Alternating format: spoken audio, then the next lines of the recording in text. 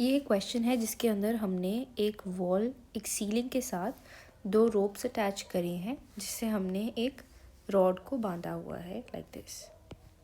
Okay, तो हमने निकालना है कि अगर हम इस रोप को कट कर देते हैं तो जो दूसरी रोप है उसमें क्या टेंशन आएगी। तो ऑफ कोर्स टेंशन की जो डायरेक्शन होगी वो ऊपर की तरफ लाइक दिस आएगी टेंशन, और ये इसका सेंटर ऑफ मास होगा, तो इससे एक mg नीचे फोर्स लगेगा ड्यू टू ग्रेविटी।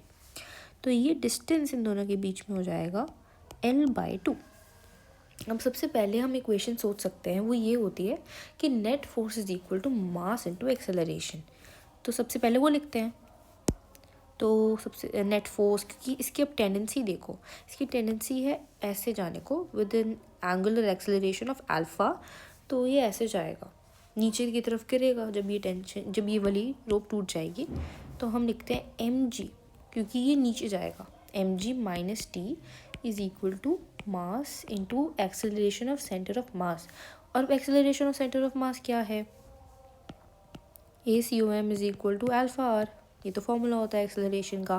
तो अल्फ़ा, और इसमें आर डिस्टेंस देखो ये है, क्योंकि ये परपेंडिकुलर डिस्टेंस है, तो दैट विल बी L/2। तो इसमें हमें इसकी वैल्यू मिल गई, हम इसमें पुट कर देंगे इंटू अल्फ़ा L/2। तो ये हमें फर्स्ट इक्वेशन मिल गई। अब सेकेंड इक्वेशन हम लिखेंगे टॉर्क वाली, क्योंकि ये एक एंगुलर एक्सेलरेशन करेगा। हम इस पॉइंट के अबाउट, जैसे इसको पॉइंट P कह देते हैं, इस पॉइंट के अबाउट हम टॉर्क लिखेंगे। Torque is equal to I alpha. Torque हम लिख सकते हैं that is force into perpendicular distance. तो इसके लिए टॉर्क तो ज़ीरो होगा, तो इसके लिए टॉर्क आएगा mg into L/2, L/2 perpendicular distance, that is equal to I alpha. अब क्योंकि हम इस पॉइंट के अबाउट लिख रहे हैं, तो इस पॉइंट के अबाउट जो रॉड का centre of mass moment of inertia होता है, that is ml²/3, ml²/3 into alpha.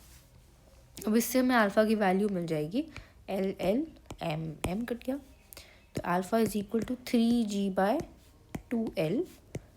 ये हमें अल्फ़ा की वैल्यू मिल गई, और हम इसको फर्स्ट इक्वेशन में पुट कर देंगे। सो mg minus T is equal to m 3g/2l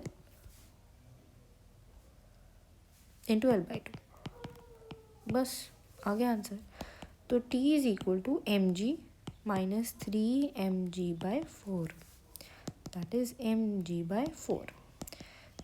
तो इस रोप में जब हम इसको काट देंगे तो टेंशन आएगी mg/4। Thank you.